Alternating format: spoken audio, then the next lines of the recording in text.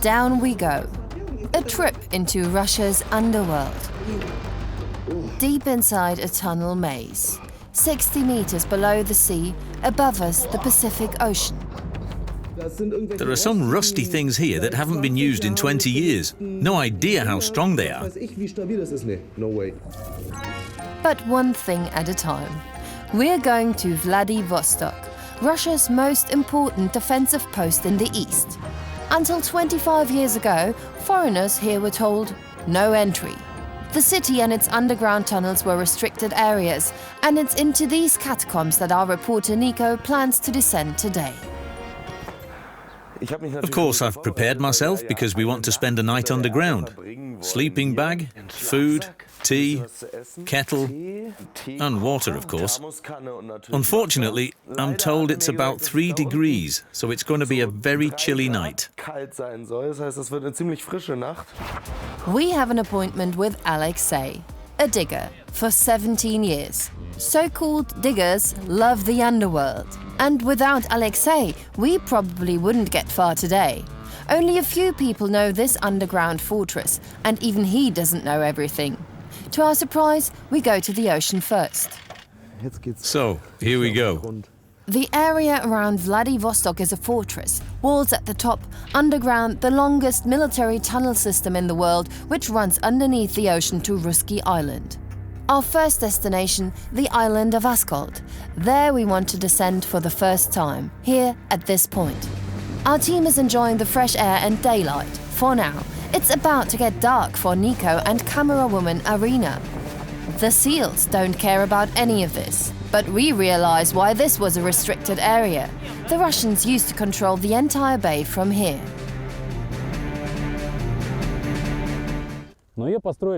This fort was built in the 1930s. It looks old now, but back then it was very modern and unique. So why is it here in the middle of nowhere? Well, the further out at sea you are, the quicker and easier you can defend yourself against enemies.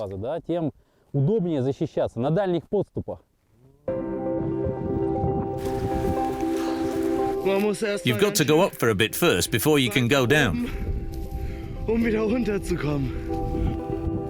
With the exception of some rusty metal parts, the island looks more like a natural paradise. Where are we now? Now we're at the entrance. So far we've seen this from the outside. Now we're going down. Should I be scared? Definitely. We have to go down 1 floor first, and there's a hatch. That's where the stairs go down 24 meters. 24?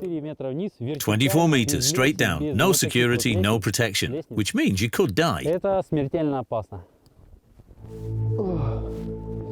This danger is what makes it so appealing for diggers like Alexei. Quite a few of them have already died in the tunnels. Pretty uncomfortable. Falling from the 5th floor is already enough to kill you, but here it's 7 floors of metal steps, so if you fall, you're dead for sure. And you always have to go from one side to the other. Yeah, exactly. You always have to go over there and hold on. Let me show you.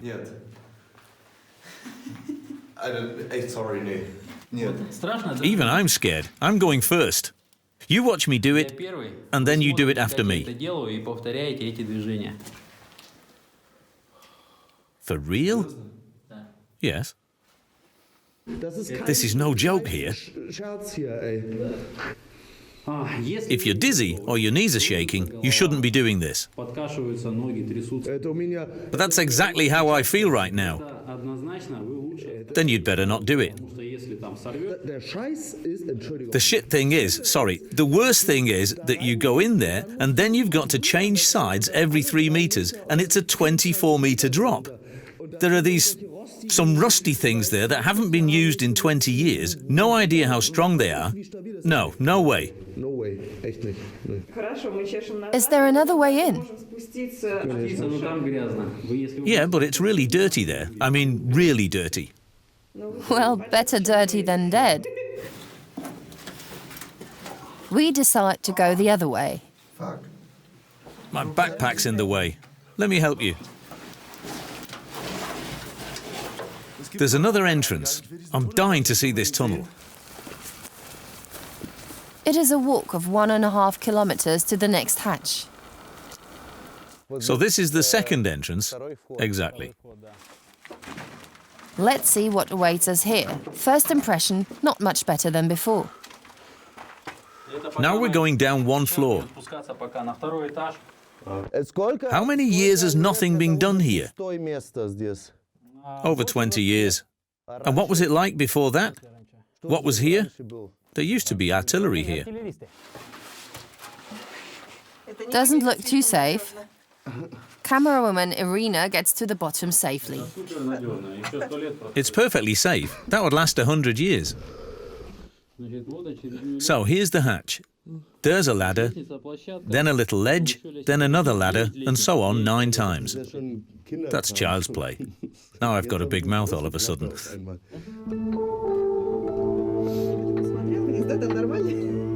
In the past, soldiers had to go through these narrow pipes to get to their battle positions in the event of war.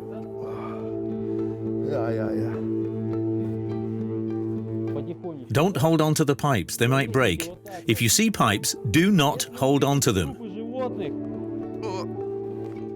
An important hint from our experienced digger. We've just walked down 9 floors with these stops in between. That was really unpleasant. Down in the depths, a world similar to an apocalyptic horror movie.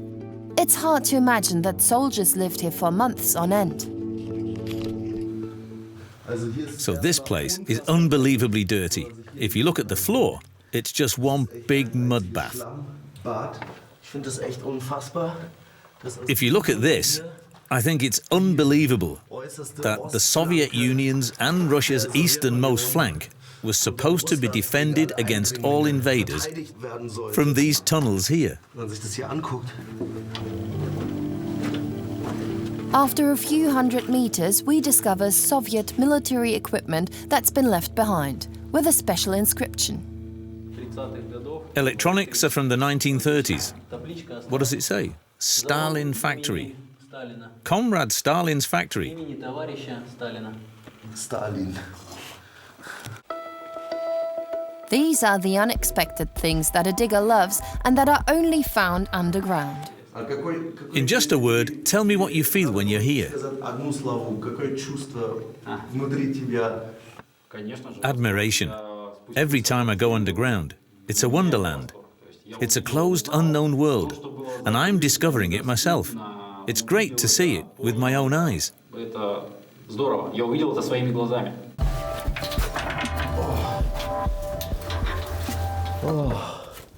Light at the end of the tunnel. On our first day, we covered a total of 4 kilometers below the lonely island of Ascot.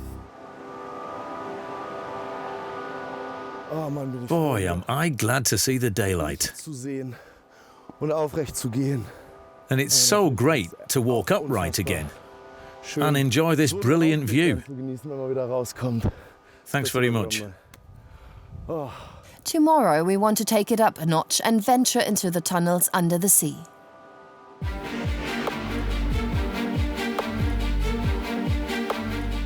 Today, Alexei is going to take us underground again. The plan is to go in near Vladivostok.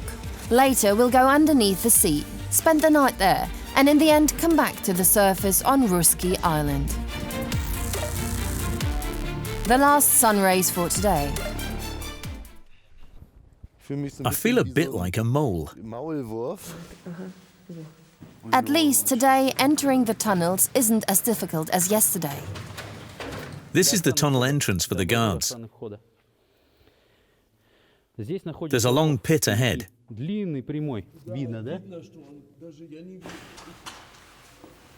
So if the enemy tried to take that hill there, they'd be shot from here. As soon as the enemy appeared, you'd get the order to fire. Here's 3 more guns and a machine gun.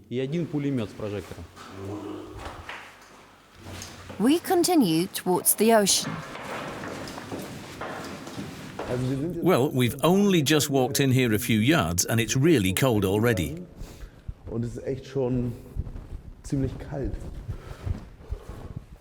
Evidence is provided by blocks of ice on the ground, and this is in April. Well, I've almost ended up flat on my face here. It's steep, it's incredibly slippery, and there's zero grip.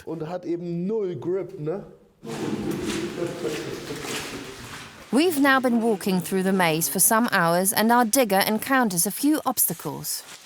Oh no, this way's blocked. We can't carry on here. Although Alexei has been coming here for 17 years, we get lost several times. This longest military tunnel system in the world is 60 kilometers long, and almost every tunnel looks the same, but we found the right way again. This is where the soldiers lived and slept. In this passage, they gathered and got themselves into position, into battle position. And the soldiers often stayed down here for weeks. What is this? These are the toilets. 2, 3, 4. 5. I've slept in hotels where the toilets look no better. Now we're going much deeper. The air's already really humid. 60 meters deep. We are actually underneath the ocean.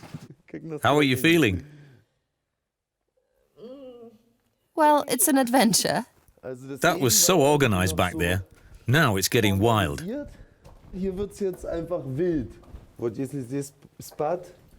What if we get thirsty at night? We discover a kind of fountain. But that's not a natural spring, is it? No, it's a storage facility for soldiers. There are reservoirs like this everywhere. Well, that's reassuring. After 8 hours of walking, we've had enough for today, and we decide to spend the night here. According to Alexei, this is the best place to stay the night. It's not exactly comfortable, though. Above our sleeping quarters, the ocean, an overnight stay below the Straits of Ruski Island. And that island is where we want to come out tomorrow. Time for dinner. So, off to bed. Shoes off. It's not very warm in here. I guess it's good night then. The next morning, others are awake before us. Hey, the first ray of sunshine. Get up, time for school. Well, we're not exactly going to school today.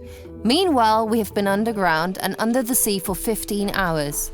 After another 4 hours, we finally come across a staircase that leads upwards.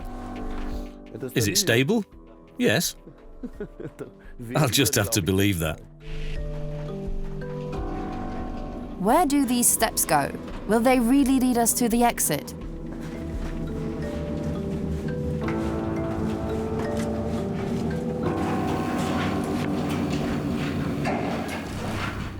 "20 hours in the cold darkness below the Pacific Ocean, in tunnels that no one has entered for decades. The sun. Nice and warm. We've actually reached the island, Ruski, an important military base for defending Vladivostok. First of all, I'm glad he's brought me out into the open. Second, it's nice and warm in contrast to what it was down there. And third, this view. What a relief! But somehow, we can still understand the attraction. This really was a genuine adventure.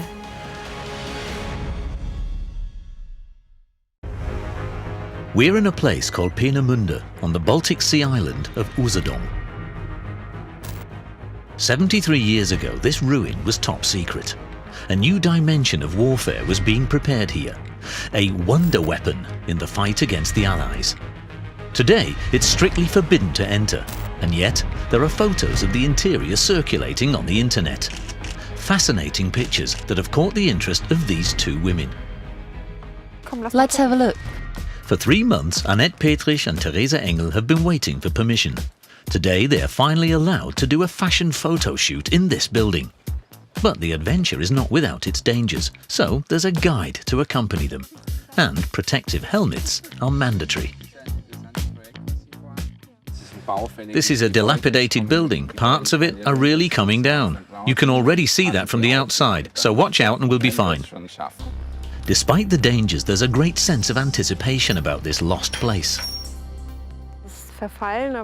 It's dilapidated, but it's not yet full of graffiti because nobody can get in. And of course, it also has a historical background, which brings out the mystical atmosphere in such a picture. This historian will tell us more about the historical background. First of all, Philipp Aumann shows his guests the way into the building. Annette and Theresa look at the huge ruin in amazement. What kind of place is this? How old might the building be? Why was it so huge? And how long has it been empty? It's been in ruins since the end of the war. At first they tried to blow it up, but that didn't work. Essentially, it's been falling apart for 70 years now. It is really overwhelming, especially this height. You rarely see open ceilings like this. It's just phenomenal. I think it's crazy, especially that nature is so present here, although it's actually a huge building. And yet there are trees everywhere and moss and ferns, a mini jungle right in here. It's just incredible. Only a few details still remind us of what went on here 75 years ago. There are remains of railway tracks on the ground. Did a whole train run through this industrial cathedral? What kinds of machines were mounted on these concrete bases? One thing is clear, the war has left its mark on this place. Annette and Theresa start preparing for their photo shoot. An actress is about to arrive whom they want to photograph against this unique backdrop, and she has very little time. Philipp Aumann accompanies the model to the site. Paola is already wearing her costume for the production. It's also her first time here, and she wonders what kind of spooky place this is. To understand that, we have a bit of a look around to see where we actually are. This is the site of the National Socialists' infamous Army Research Center. The largest preserved building is still there. In front of it, we find a rocket shell. This is where the world's first large rocket was developed, the much-praised wonder weapon that was to bring about the final victory when Germany was already in ruins. With this propaganda, Hitler's regime tried to prevent its downfall. In vain. It was an object of hope, the hope that new technology would help win this war, which in itself was hopeless, and that's why such an enormous effort was put into this. The effort was indeed gigantic. The Nazis invested $500 million Reichsmark in the construction of the Army Research Center and the development of the rocket. Originally it was called Aggregat 4, but the Nazis finally called it V2. It took the famous rocket engineer Werner von Braun and his team many launch attempts before the world's first large rocket actually became a horrible reality for thousands of innocent civilians.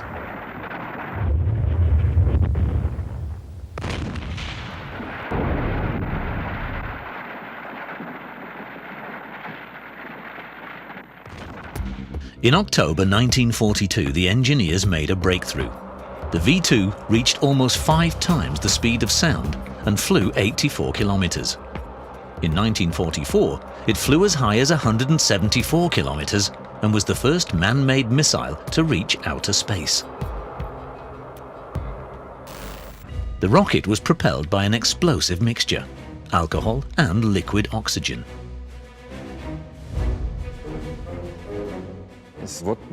Between 13 and 15 tons of liquid oxygen were produced per day in large industrial plants with large compressors.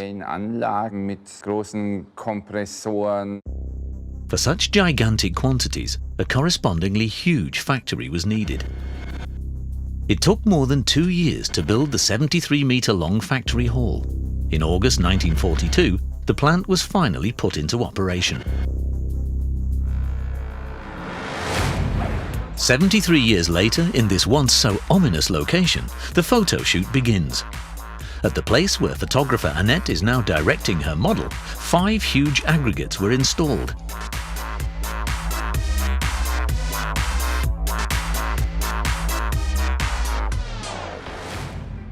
We can now show past and present in the same picture. An air separation plant produced the fuel for the rocket. The air was compressed under extreme pressure and simultaneously cooled down until it liquefied and the oxygen could be separated from the nitrogen. The entire hall was filled with machines, pressure pipes and tanks. 15 tons of oxygen at a temperature of minus 183 degrees was produced every day.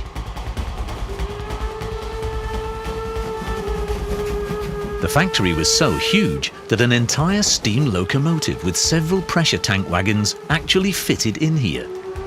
The trains picked up the cargo and brought the liquid oxygen to where the rockets were refueled.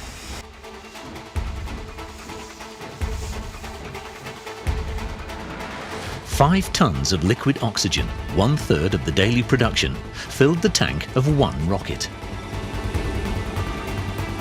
The V2 was 14 meters high. When fully fueled, it weighed almost 13 tons. Its engine produced 650,000 horsepower and burned the incredible amount of 125 liters of fuel per second. By comparison, a jumbo jet consumes less than 3 liters of kerosene per second.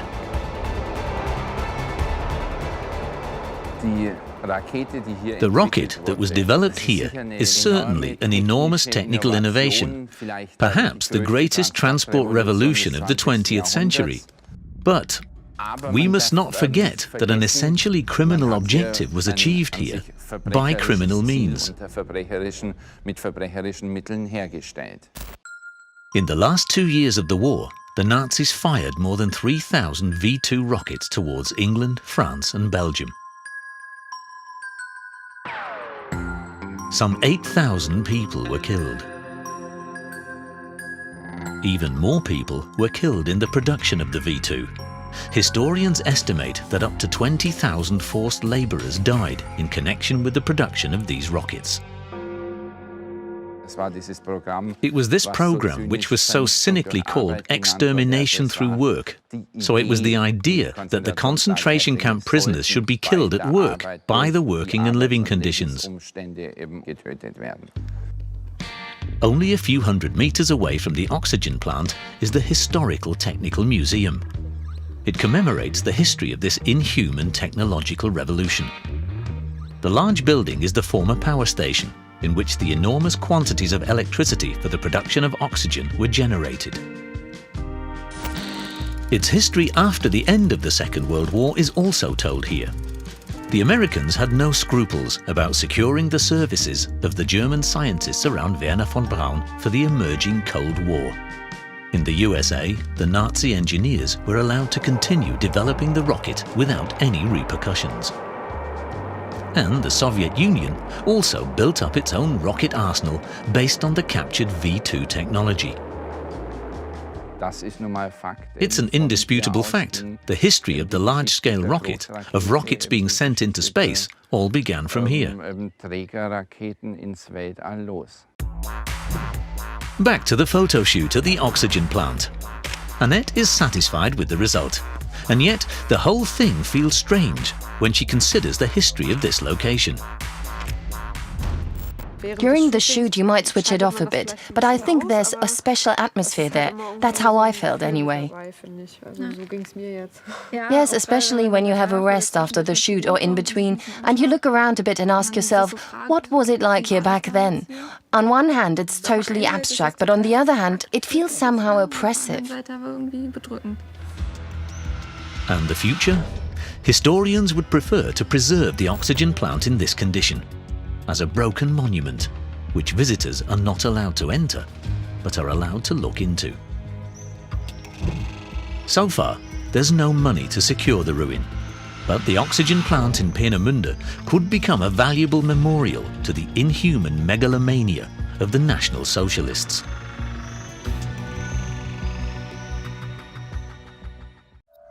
A toy horse left behind at a marketplace. An old-fashioned baby chair. Unopened wine bottles in a magnificent palazzo. And human skulls under the church. All this in a completely abandoned ghost town in the middle of Italy, next to normal residential areas. What happened here? Our team goes on a discovery tour and searches for answers. A few weeks earlier, an Italian friend tells our reporter Claudia Meyer about the ghost town of Apice. A powerful earthquake 36 years ago was the reason for the inhabitants' hasty flight. Not much more information can be found on the internet, just rumours. Allegedly, there are still people living in this apparently deserted village that's in danger of collapsing altogether. It would certainly be interesting to meet them. That's why our reporter sets off for Italy. The ghost town is said to be 100 kilometers away from Naples. According to the sat-nav, this should be it. But suddenly, a roadblock. Behind it you can already see the mysterious town, but you'll get no further here by car. We know from the net it's not illegal to enter the streets of Apice.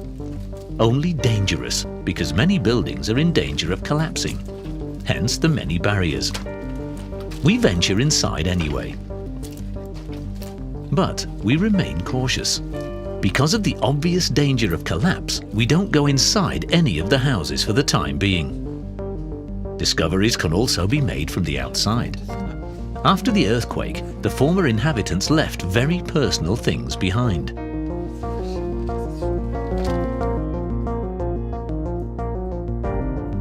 We even find cars. There's nothing comparable in the whole of Europe. Look there. What? Wow. Noises inside a building. Who else is here besides us? We check and can hardly believe our eyes.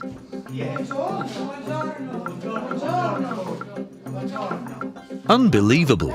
A barber's shop in a seemingly deserted village. So there are people here. So the rumours are true. Can we get an interview with him?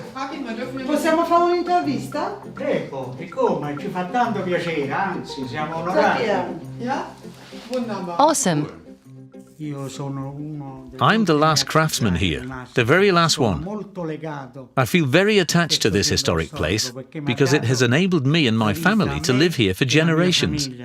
Even though I stayed behind alone, I'll continue as long as God gives me health, because I really love my work very much.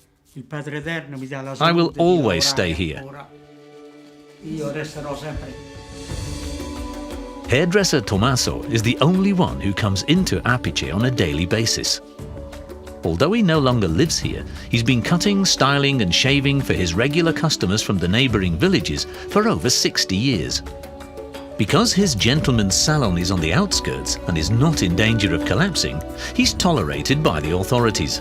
He's even provided with electricity. For him, leaving was never an option. But the earthquake 36 years ago changed Tommaso's life forever. Earthquakes are not uncommon in the area around Naples, but in 1980 it was particularly bad. He still remembers it well.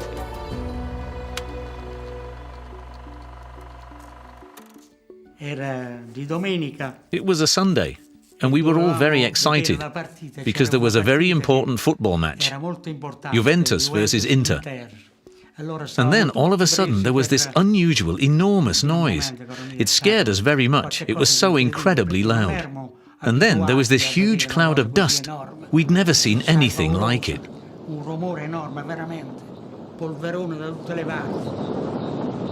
That's what it sounded like at the time. This original recording was made by chance during a concert. In Apice, there were fortunately no fatalities, but almost all the buildings were in danger of collapsing after the quake, even if they were still standing. Many were completely uninhabitable. The reconstruction of this historic town would have cost a fortune. Most of the inhabitants fled in panic after the quake and later only picked up their most important belongings. Lots of things were left behind. Others would not be driven away so easily, like hairdresser Tommaso. But because of the danger of collapse and because the state did not pay for the reconstruction, after a short time, everyone moved away. The lively Apice became a ghost town. The Italian state built a new, modern Apice for the earthquake victims within sight of the old one. This cost much less than rebuilding the old town, but the new Apice is more practical than beautiful.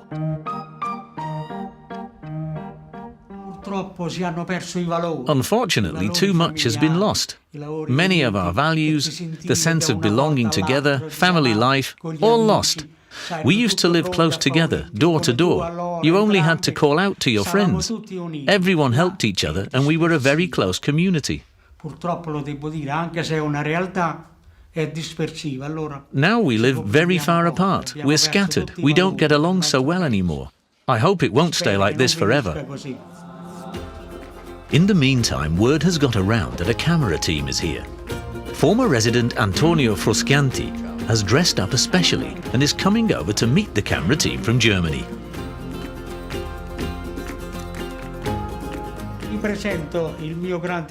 This is my good old friend, the teacher Antonio Fruscianti, who can accompany you through the city.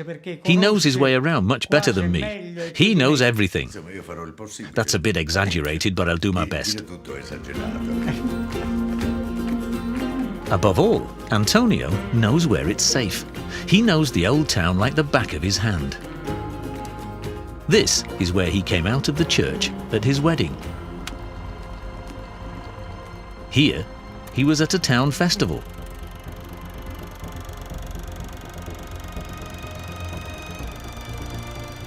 Antonio shows us the street where he was born.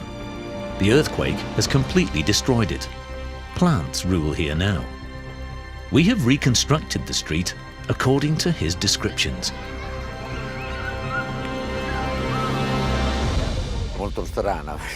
It's a very strange feeling to see how the plants have reclaimed everything. Here in this place, I played as a child with my friends. This was our place, so to speak.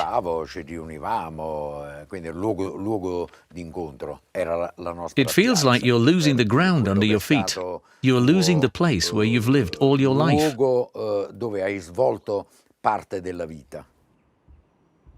Antonio shows us his old house where he lived as an adult. He regularly checks up on things here. Here the distance to the neighbouring houses is so small, we lived so close to each other, that you could ask your neighbour for a lighter, for example, if you'd lost yours. And he would light your cigarette from the other balcony. People lived as if they were part of one big family, which is why the inhabitants still mourn the old Apice and dream of reconstruction. But the stumbling block was always the money. Well, it is quite possible that we idealize it all and see everything through rose-tinted glasses when we think of our old village. That's quite normal. But I would say that 90% of what I say is realistic and true. You can really say that this is a lost paradise. But not everything is lost. This old palazzo is one of the best preserved buildings. You can enter it relatively safely. This here was the office of the local notary. The old files are just lying around and are in amazingly good condition. After all, they've been rotting here for 36 years. The flat next door belonged to an ironmonger, the richest inhabitant of Apice. It seems completely intact to us. Downstairs there's a bar. The wine bottles are full. Maybe someone was about to open them when the earthquake started. Why these bottles and even the coffee maker were left behind, even Antonio can't say. After the earthquake, many inhabitants were much too frightened to return. The situation is different for cars. Antonio tells us that the owners want to save the scrapping fee and therefore simply left the cars parked here. This is not allowed, of course.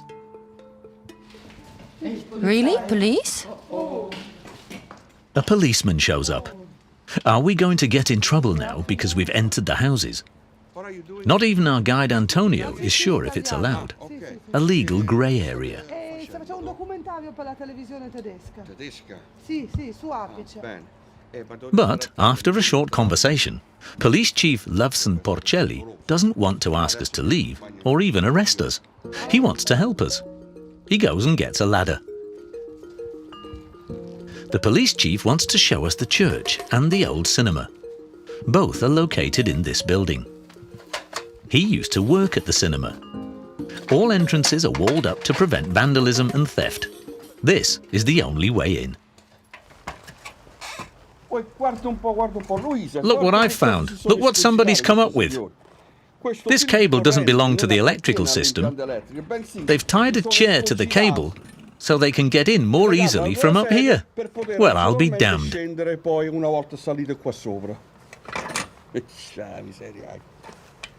But now, the chair also helps us to get into the building. We've apparently ended up in the priest's bathroom.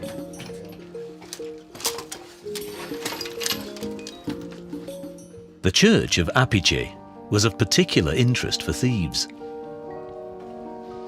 Almost everything was stolen, except for a few statues of saints and a confessional box. It was probably too heavy to carry out. Thanks to a wedding photo provided by teacher Antonio, we know what the interior of the church used to look like. But there are also terrible memories. Antonio tells us that around 500 years ago, 50 people fell through the floor here during an earthquake and died. Later, the cellar room also served as a crypt. We discover a human skull and bones. Here lie generations of former inhabitants. A spooky place. Let's get out of here and go to the cinema. It was run by the church, so it's right next door. Films were shown here every weekend. After the terrible earthquake in 1980, this auditorium was temporarily used for serving Mass, hence the improvised altar. The reason? The floor of the actual church is in danger of collapsing and can no longer support too many people at once.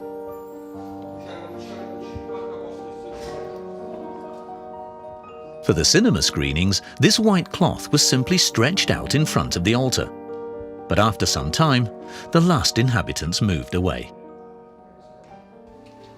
Police Chief Porcelli climbs with us up into the tiny projection room, where he worked as a projectionist.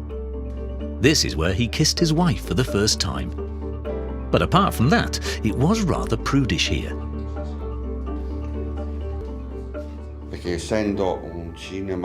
Because the cinema was run by the church, I had to cut out some scenes up here if they were a bit too sexy, or if you saw too much bare skin.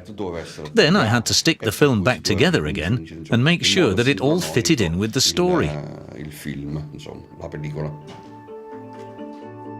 But despite the prudishness, the police chief describes his lost home in the same words as everyone else. Yes, it really is a lost paradise. Perhaps there's a little hope for the lost paradise. Quite unexpectedly, the mayor appears. She is responsible for the new and the old Apice. She wants to give an interview. We are making a real effort to revitalize this historic site. We've also started to renovate the castle. We are sure that the reconstruction will start soon. We don't know, of course, whether these are just empty political promises. But we do hope that this ghost town will soon become a lively place for its inhabitants once again. At the moment, pictures of this abandoned village are popping up all over the internet. A village all in green. The name Ho-to-Wan. What happened here? Reporter Anne wants to find out. To do so, she has to take a 4-hour boat trip. That's because the settlement is on a small island in the East China Sea. On the island, we're surprised. There's certainly no lack of people here. A taxi takes Anne to the other side of the island. That's where the abandoned settlement is supposed to be. There's the ghost village. You have to wind your way down there. It's at the bottom.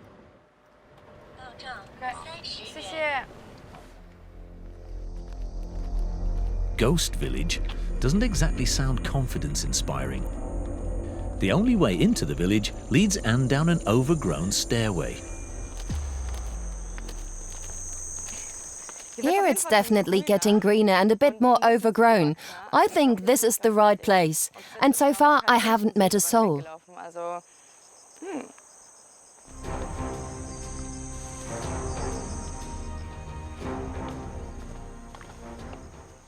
There I see them, the overgrown houses. Let's go down and see what's behind the ivy. The small settlement is deep down in a valley, right by the sea. Wow. Back there I didn't notice it so much from a distance, but they're totally empty and deserted inside. I can't even get in here. I think it's been a while since anyone lived here. I wonder what happened.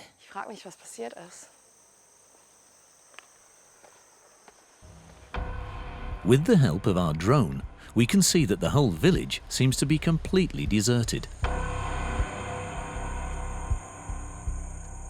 Anne ventures into one of the dilapidated buildings.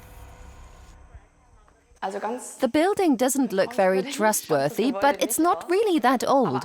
If you look, everything is still quite tidy. It's just a bit run down because no one has lived here for a long time.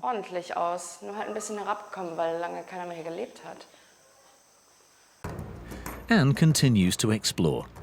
Down by the pier, she makes a discovery. There's a fisherman. Let's go over there. Maybe he can tell me what happened here.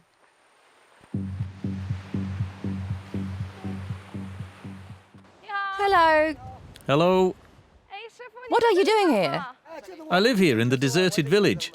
And what about all these houses? Where are the people? They've all gone, moved to the city. Come, I'll cook us something to eat and tell you what happened. With his day's catch, fisherman Zhu sets off home with Anne. The now 65-year-old has lived here since he was born. We find out that Zhu and his wife are actually the only inhabitants of this former fishing village. Zhu's house is only equipped with the bare necessities, but it wasn't always so sparse in this area.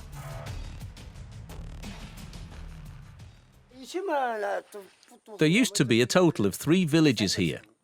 We are here in the second, and over there was the first village. Behind us was the third, much bigger village. But gradually, everyone moved away. It's very inconvenient to live here. The roads are dangerous and exhausting when you have to go up and down several times every day. But despite the difficult living conditions, 20 years ago, Ho-to-Wan was full of life. Just under 2,000 people lived in the 500 houses at that time, most of them fishermen. But gradually, there were fewer and fewer fish in the bay, and the villagers could no longer keep up with the big boats from Shanghai. So they left the village in search of a better life. But how does life work as the last remaining inhabitant? How does Zhu cope with all his friends and neighbors being gone? Oh, I don't mind. I'm an old man now, and I can always go to the city if I want to. But I like living here. The nature and the air are much better here. Even Zhu and his wife don't live here all the year round. In winter, they move to the other side of the island because life here does get a little too arduous then. And the cold winters make fishing almost impossible. We live here isolated on the coast and are therefore totally dependent on the sea. We eat what we catch every day. We don't eat vegetables as much, only what we plant.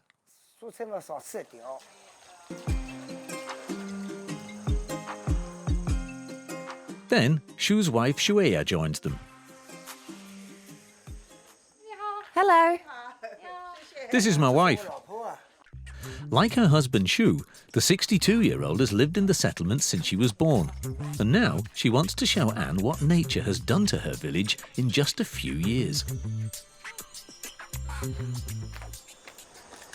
This is where we used to play. This was the best place. This was the center of the 3 villages. And here's the school. 30 years ago, over 100 children still went to school here every day. Shueya's children also learned to read and write here. Today, there's only broken furniture and equipment.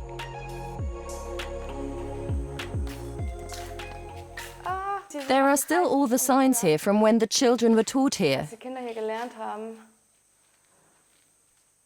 It's a pity when you see the benches and tables everywhere where the children used to sit.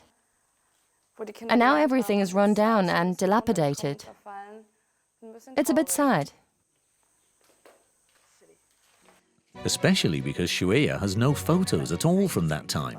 Smartphones didn't exist back then, and cameras were too expensive. But in the afternoon, the mood quite abruptly changes. People suddenly appear.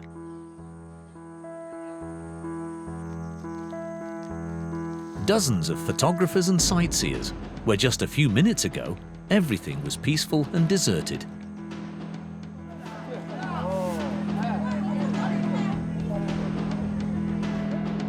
What are they all doing here? Why have they decided to make this arduous and inconvenient journey? You can take wonderful photos here in the sunlight, then you can see the different levels of the houses. It's so peaceful here, almost like a paradise.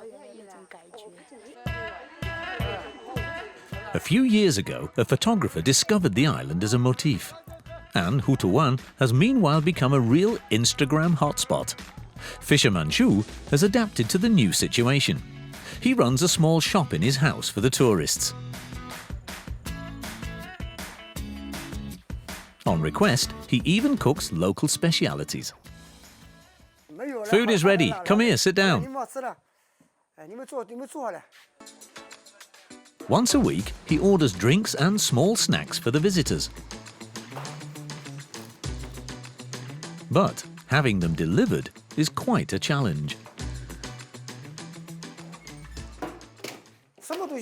Everything here was carried down into the valley by people. And of course, that affects the prices. A bottle like that would cost you 30 cents in the city. Here, it costs twice that much because of the delivery costs. But the customers don't mind. At peak times in the summer, Shu and his wife earn up to €700 a month. Pensioners in the area have to get by on about €300 a month. This extra money keeps Shu afloat in winter.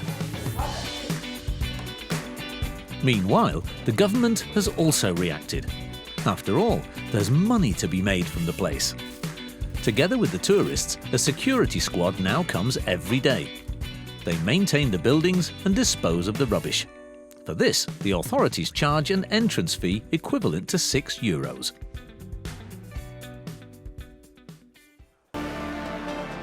Meanwhile, the authorities have also built a viewing platform and opened hotels on the other side of the island to attract even more visitors. 6 hours later, the rush is over. Shu finally has his village to himself again. Wouldn't he sometimes prefer to have peace and quiet all the time? I thought when everyone moved away that it would get very lonely here, but then the tourists turned up. I never expected that. And now that I see so many people coming here, I think to myself that my home village is the best place to be after all.